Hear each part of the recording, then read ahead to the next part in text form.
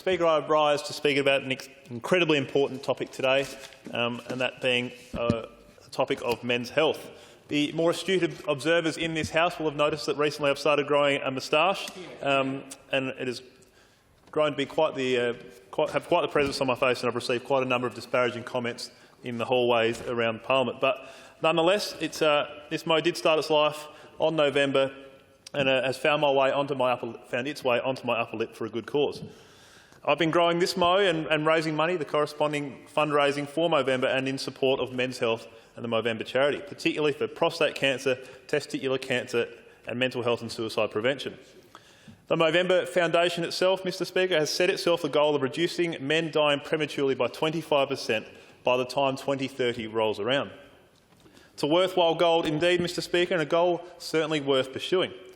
Men are dying on average 6 years earlier than women, and for largely preventable reasons. Unchecked, prostate cancer rates will double over the next 15 years. Testicular cancer rates have already doubled over the last 50, and across the world, one man dies by suicide every minute of the day, with males accounting for 75% of all suicides. These three factors, Mr Speaker, contribute to what is an unacceptable situation of men dying far too soon. According to the Movember website, as of today, since the movement was kicked off in 2013, they have raised well over $1 billion that has contributed to various charitable organisations around the world in order to achieve their stated goal of reducing men dying prematurely by 25%. Mr Speaker, that I'm led to believe was $29 million in 2018 alone. It really is incredible the contribution that this particular foundation has made to the charity of men's health, and I don't think that it would be an exaggeration to suggest that Movember has saved quite a significant number of lives since its inception. Mr Speaker, my own Movember campaign has been in support of a close friend of mine who was recently diagnosed with testicular cancer. Mr Speaker, it was a diagnosis received far too young and without a great deal of symptoms that portrayed the seriousness of the ailment.